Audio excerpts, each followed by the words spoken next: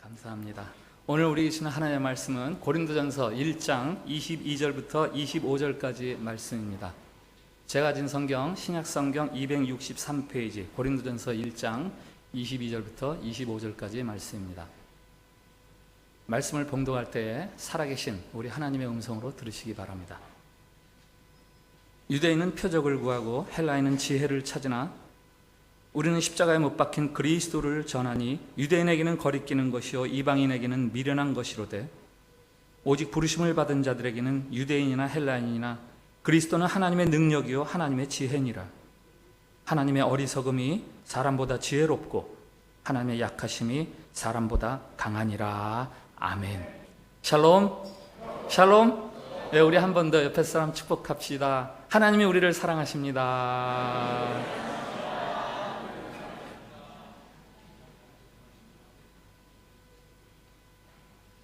선지자 예레미야가 옥에 갇힌 적이 있죠. 바벨론 군대가 예루살렘을 포위했을 때 예레미야가 하나님의 지시를 따라서 우리가 이 전쟁에 져서 바벨론에 망할 것이고 우리의 왕 시드기야는 포로로 끌려갈 것이다, 이렇게 이야기하다가 옥에 갇히게 돼요. 요즘으로 말하면 유언비어 살포죄 아니면 민심 소란죄. 옥에 갇혀 있을 때 사촌이 면회를 옵니다. 면회 온 목적은 예루살렘에 예레미야에게 내 땅을 좀 사달라 이렇게 제안하려고 온 거예요. 사실은 뭐 사기를 기대해서 온 건 아니죠. 그러나 유대인들이 그 법이 내 땅을 누구에게 팔려면은 제일 가까운 친족에게 먼저 이것을 사겠느냐 물어보고 안 사겠다 그러면 다른 사람에게 팔게 되어 있거든요. 그러니까 옥에 갇혀 있는 예레미야에게 일단 절차상 살이라고 기대는 안 하지만 이거 사십시오 하고 온 거죠. 여러분이 만약에 예레미야라면은 여러분들 어떻게 하시겠어요? 뜻밖에도 예레미야가 그 땅을 삽니다. 곧 전쟁이 터지고 나라가 망할 텐데 나는 옥에 갇혀서 언제 어떻게 될지 모르는 몸인데 땅을 사요. 요즘 전쟁이 난다 한다면 어떤 일이 벌어질까요? 은행 ATM에 현금들이 다 나가겠죠. 현금이 일단 필요하죠. 그리고 슈퍼에 라면이나 뭐 인도미 다 동나는 거죠. 이러면은 정말 뜻밖에도 미련한 짓을 합니다. 왜 그랬죠? 하나님의 뜻을 계시하기 위해서. 어떤 하나님의 뜻? 우리가 비록 바벨론에 멸망당하지만 하나님은 우리를 다시 되돌리셔서 우리가 이렇게 포도원도 거래할 수 있고 땅도 거래할 수 있는 그런 회복의 때를 우리에게 주실 것이다 라는 하나님의 뜻을 계시하기 위해서 그렇게 미련해 보이는 땅 거래를 하는 겁니다. 하나님의 뜻은 종종 사람들이 보기에는 미련한 방법으로 계시됩니다. 호세아 선지자도 마찬가지죠. 창녀를 아내로 맞이하지 않습니까? 이런 미련한 법이 어디 있습니까? 그러나 왜 그러는 거예요? 하나님의 뜻을 계시하기 위해서. 어떤 하나님의 뜻? 하나님 우리에게 무한한 사랑을 베푸신다라는 것을 계시하기 위해서. 예수 그리스도의 복음도 마찬가지입니다. 십자가에 못 박히는 그리스도, 십자가에 못 박히는 메시아, 그것처럼 황당하고 미련해 보이는 사건이 없습니다. 그 복음을 믿고 증언하는 사도 바울조차도 그렇게 여기고 있어. 이건 미련해. 오늘 23절에 말합니다. 십자가에 못 박힌 그리스도, 그것은 유대인에게는 거리끼는 것이요 이방인에게는 미련한 것이다. 몇 구절 앞에 1장 18절에는 이런 말도 합니다. 십자가의 도가 멸망하는 자들에게는 미련한 것이요 구원을 받는 우리에게는 하나님의 능력이라. 십자가에 못 박히는 그리스도로 인해 우리가 구원을 얻기는 하지만, 우리를 구원한 하나님의 능력이긴 하지만 한편 그게 어떤 사람들에게는 정말 미련해 보이는 사건이다라는 거죠.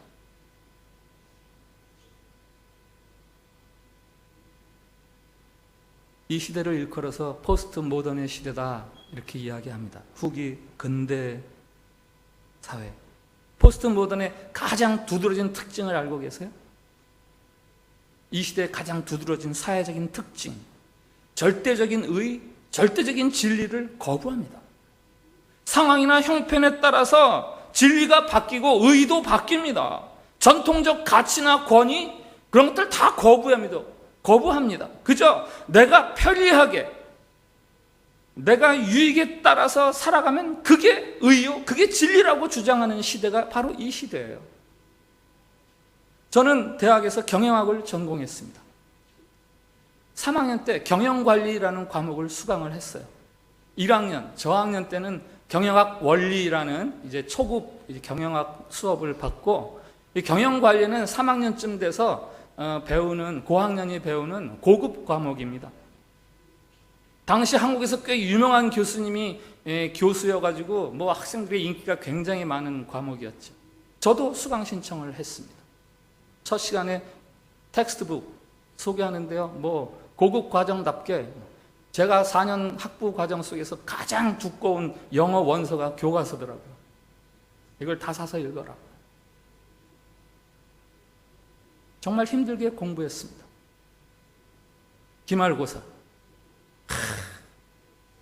오픈북이래요. 아싸! 자기에다가 별의별 표시를 다 해놓고 문제만 나와라. 노트 다 정리해놓고. 조교가 들어와서 시험 문제 내는데요, 황당한 문제를 내더라고요. 뭐 정확하게는 기억 안 나지만 대충 이런 거예요. 우리가 한 학기 동안 교재로 쓴 이 교재, 이 교과서, 저자가 이 교과서를 쓴 의도가 무엇인지 그것을 쓰고 그것에 대해서 비평하라. 당황스럽죠. 그러나 저는 알았어요. 그 저자가 공저인데, 제 그 학자들 이름을 잊어버렸습니다만 두 사람이 공저인데, 그 책에서 주장하는 게 컨틴전시 티어리라는 거예요. 이 요약하면 기업 경영에 있어서 절대적인 원칙, 그런 거는 없다라는 거예요. 기업의 환경이 다양하게 변화되는데 뭐 이거다라고 할 수 있는 그런 게 세상에 어디 있느냐? 그냥 각 기업은 자신의 환경에 적절한 경영 기법을 발휘해야 된다. 이게 컨틴전시 티어리예요. 모든 기업이 따라야 하는 고전적인 경영 기법들이라 해서 절대 원리가 될 수 없다. 이 말씀을 왜 드리는가? 이게 1970년대에 등장한 경영 이론이에요. 벌써 그때부터 이 포스트 모던 사상이 기업 경영에서부터 퍼져가기 시작해서 50년쯤 지난 지금은 모든 사람의 삶 속에서 이러한 사상이 영향을 미치고 있어요. 절대선, 절대의, 그런 건 없어. 상황에 따라서 선이 될 수도 있고 악이 될 수도 있어. 그 결과 이 세상은 지극히 혼란스러운 세상이 되고 있습니다. 저마다 자기 생각에 따라서, 자기 필요를 따라서 생활하면서 이게 옳아, 이게 정당해 라고 하니까 세상이 얼마나 소란스럽습니다. 성경에 이미 그런 시대가 있었죠. 지금부터 약 3,300년 혹은 3,400년쯤 전에 이스라엘이 바로 그런 때였어요. 사사시대죠. 그 시대를 소개하는 사사기, 구약의 사사기, 그 책이 말하는 결론을 알고 계세요? 그 맨 마지막 사사기 21장 25절 말씀 같이 봅시다. 시작. 그때에 이스라엘에 왕이 없으므로 사람이 각기 자기의 소견에 옳은 대로 행하였더라. 아멘.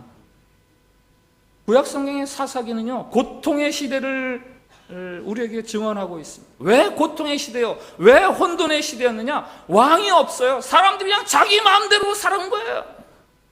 개인과 집단의 죄악, 죄인과 집단의 고통은요, 이런 왕의 지침이 없이 자기 마음대로 행했기 때문에 넘쳐났던 시대다. 우리가 살아가는 이 시대 지극히 혼란스럽습니다. 어느 한 가지 슬로건을 가지고 이게 정답이다 할 수 있는 시대가 아니라고 말합니다. 교회 안에서의 이야기도 세상만큼 복잡하고 다양합니다. 신약의 고린도 교회가 바로 그런 교회였어요. 오늘 우리가 고린도전서를 보잖아요.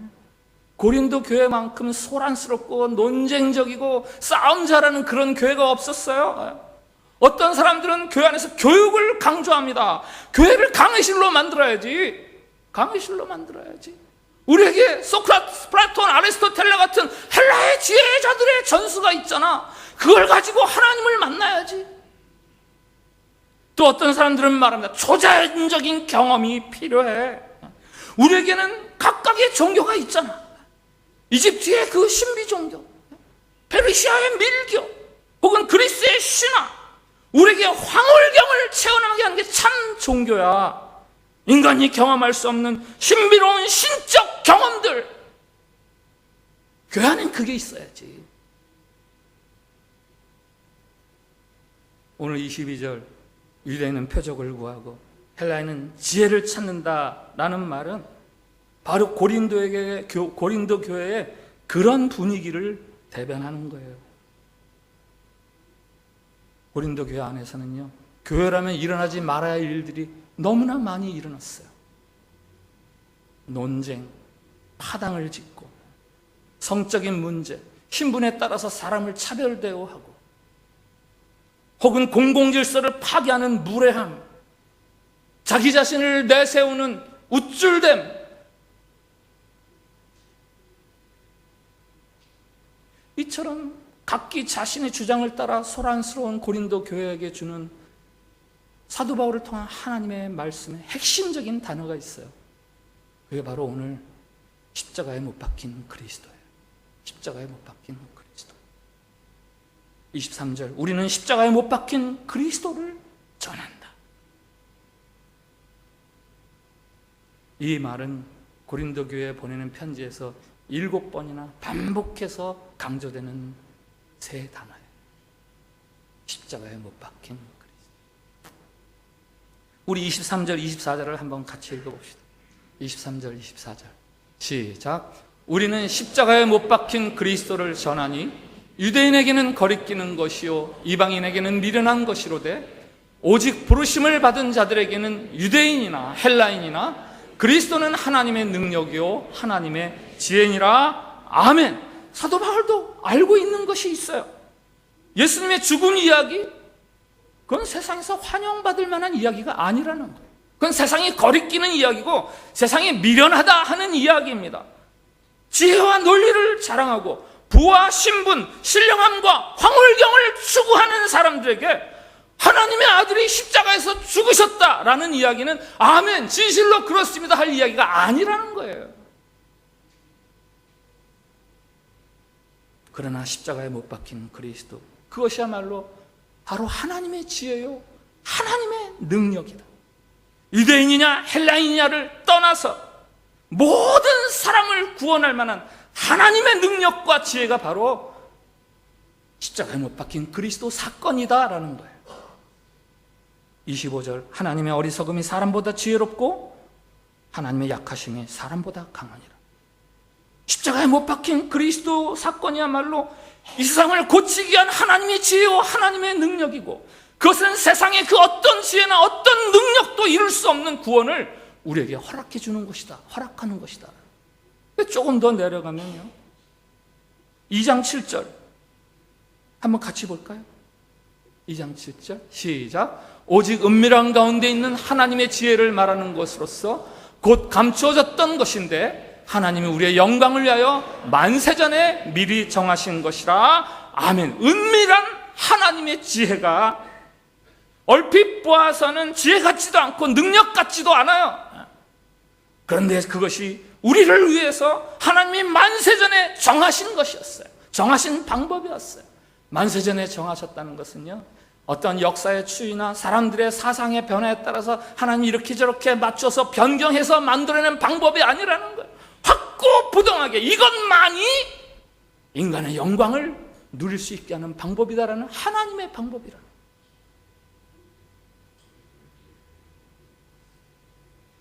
주일 아침 교회에 모여서 예배를 드리시는 여러분, 저와 여러분은 우리도 알게 모르게 이 지금 포스트 모던 시대의 사상에 젖어서 살아가고 있어요. 절대선, 절대 진리를 부정하고 각자의 필요와 상황에 따라서 적절하게 살아가는 것이야말로 최선이다 라는 이 세상.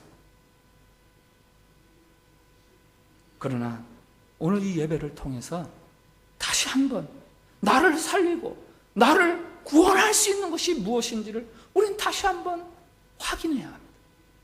그것은 바로 하나님 만세전에 작정하신 십자가에 못 박히신 그리스도 사건, 그것이야말로 우리를 구원하는 사건이죠. 그 십자가에 못 박힌 그리스도란 도대체 무엇입니까? 좀 해석을 하면 그것은 우리를 향한 하나님의 무한한 사랑 이야기입니다. 하나님의 아들이 나를 위해서 죽으신다. 이 나와 이 세상을 향한 창조주 하나님의 절대적인 무한하신 사랑 이야기, 그게 바로 십자가에 못 박힌 그리스도 사건이에요. 그것을 믿을 때 우리는 참 사람으로서 살아가게 되는 거예요. 나를 향한 무한한 사랑을 믿을 때, 나를 향한 무한한 사랑을 믿을 때 우리는 비로소 이 세상 어떤 것에 의해서도 누릴 수 없는 참 자유한 삶을 누리게 되는 겁니다. 금주의 베스트셀러 목록 10권의 책을 다 읽는다고 해서 거기서 얻을 수 있는 구원이 아닙니다. 100층, 130층 하늘 찌를 듯이 건물을 지어 올리는 하이테크 가지고 우리의 구원을 누릴 수 있는 것이 아닙니다. 올라가는 GDP 숫자, 보유하고 있는 핵무기 숫자, 아니 올림픽 메달 숫자, 더더욱 우리를 구원할 수 있는 게 아닙니다. 나를 향한 무한한 사랑, 나를 향한 무한한 사랑, 그 사랑에 눈이 떠질 때 우리는 참 인간다운, 참 자유로운 그런 삶을 살게 돼요. 내가 내 마음대로 살아서 내가 구원을 얻을 수 있는 게 아니에요. 그 삶이야말로 참으로 어리석은 삶입니다. 나를 향한 사랑을 깨달을 때, 그때 비로소 우리는 참으로 자유로운, 내 마음대로 살아도 되는 그런 구원의 삶을 누리게 돼요.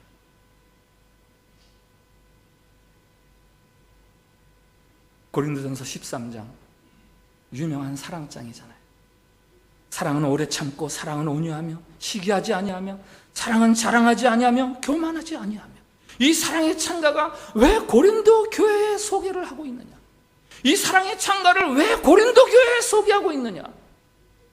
사람들 사이에서 생기는 그 복잡한 자기 주장을 통해서 일어나는 그 소란스러움 속에서 우리를 평화롭고 우리를 구원할 만한 이야기는 사랑의 이야기밖에 없다라는 이야기를 위해서 이 사랑의 창가가 소개되는 거예요.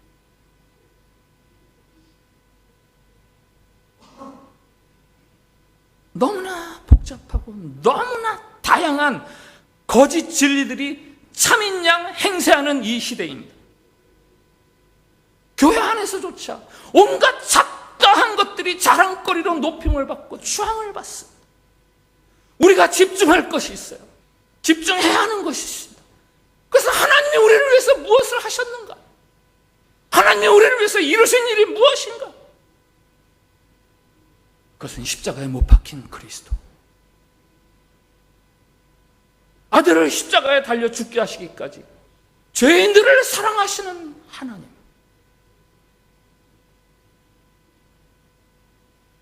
기적을 달라고 아우성하지 마세요. 참 진리가 뭔가 스마트폰을 검색하고 유튜브를 검색해야 없습니다. 거기에 하나님이 여러분을 위해서 이루신 하나님의 일에 집중하세요. 하나님의 아들이 육신이 되어서 이 땅에 오셔서 십자가에 죄인들을 위해서 대신 죽으심으로 하나님이 우리에게 구원의 길을, 참 사랑을 통한 구원의 길을 열어주신 거예요. 하나님은 더 이상 숨어 계신 하나님이 아니에요. 제가 볼티모어에서 월터스 아트 뮤지엄이라는 박물관을 구경했어요. 아트 뮤지엄인데요. 그 건물 자체가 대리석으로 돌로 얼마나 멋있게 생겼어요. 건물 자체가 예술이에요. 아트예요, 아트. 우리가 1층 카페에서 아내와 차를 마시는데 정말 나무로 만든 아치형으로 이렇게 나무로 만든 거대한 문이 카페와 그 갤러리 사이에 이렇게 있는데 저 문 안에는 뭐가 있을까 궁금하더라. 근데 그 생각을 하는 차에 마침 한 여직원이 서류를 들고 그 문을 딱 열고 나오는 거예요. 그 안에는 그 뮤지엄을 관리하는 매니저의 사무실이 있는 거예요. 아니면 스텝의 사무실이. 굳게 닫혀있는 문 뒤쪽 사무실, 안 보이는 곳 저쪽 끝에서 일하는 박물관 관리자처럼 하나님은 이제 은밀하게 숨어서 이 세상을 관리하는 그 하나님이 아니에요. 하나님 자기를 드러내셨어요. 경관 앞에 나오셨어요. 어떻게? 십자가에 못 박힌 그리스도 사건을 통해서. 그리고 하나님 말씀하세요. 너희들을 위해서 내가 죽을 수 있어. 나 이렇게 사랑해 너희. 십자가에 못 박힌 그리스도. 이 경이로운 세 마디 단어가 이제는 우리에게 하나님을 완전히 계시하는 거예요. 하나님 날 사랑하시는 거예요.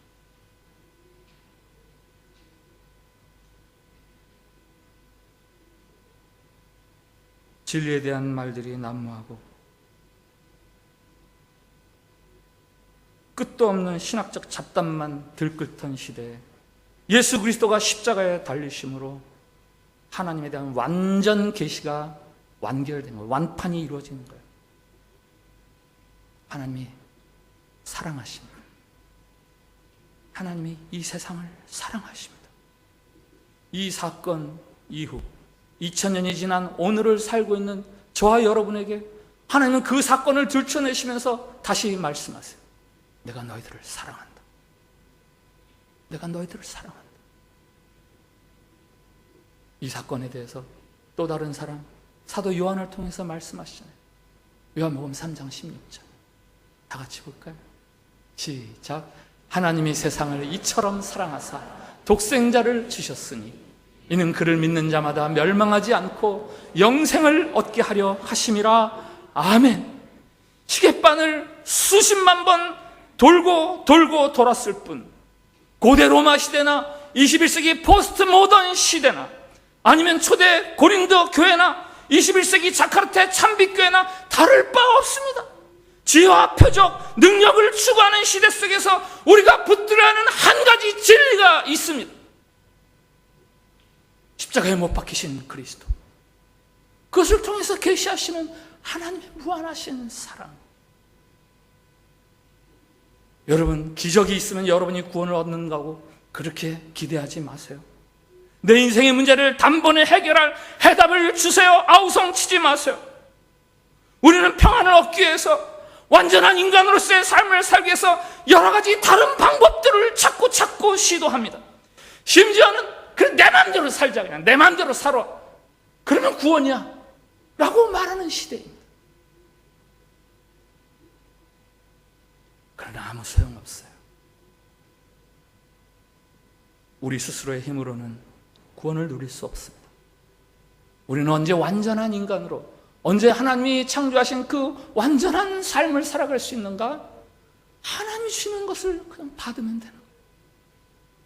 하나님의 사랑, 하나님의 사랑을 받으면 돼요. 하나님이 베푸신 것을 받으면 되는 거예요. 그것이 바로 십자가에 못 박힌 예수 그리스도의 사건이에요. 오늘 우리가 나누는 성찬식이 바로 그 사랑을 받는 자리입니다.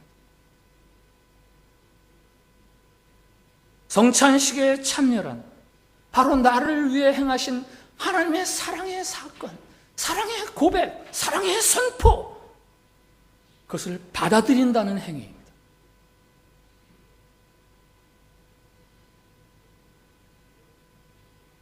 신약 성경 중에서 이 성찬식에 관한 최초의 기록이 어떤 책인지 아세요? 마태복음? 마가복음? 아니요. 고린도전서예요. 고린도전서 11장에 성찬 제정사가 처음으로 신약성경에서 소개되는 거예요. 왜?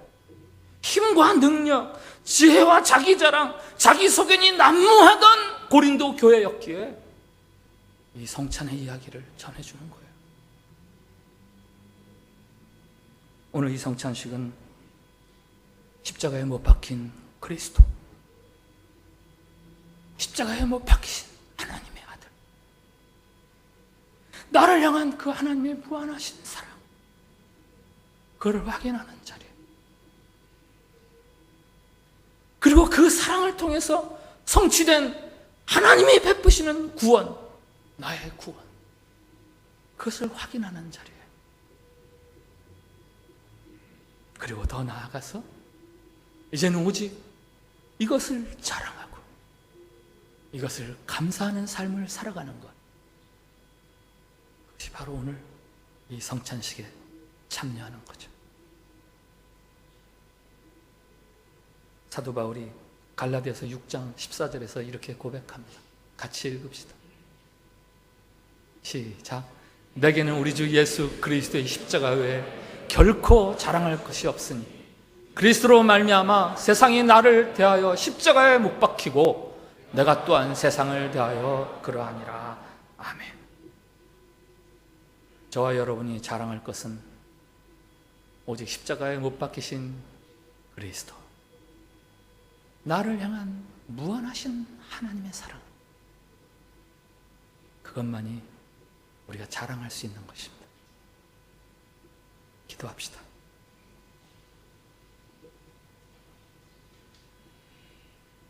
나를 구원하소서. 우리를 구원할 만한 것이 무엇인지 찾아 헤매는 가련한 우리를 위해서 십자가에 못 박힌 예수 그리스도의 복음을 다시 듣게 해주시니 감사합니다. 그리스도가 못 박힌 십자가, 그것을 통해 우리를 향한 무한한 사랑을 계시하시는 하나님, 그 사랑의 다스림 속에 우리의 삶을 내어 드리오니 오 하나님, 우리를 구원해 주옵소서. 세상 어떤 죄, 어떤 능력도 줄 수 없는 위로와 평안과 행복과 소망을, 참 생명을 누리게 해 주시옵소서.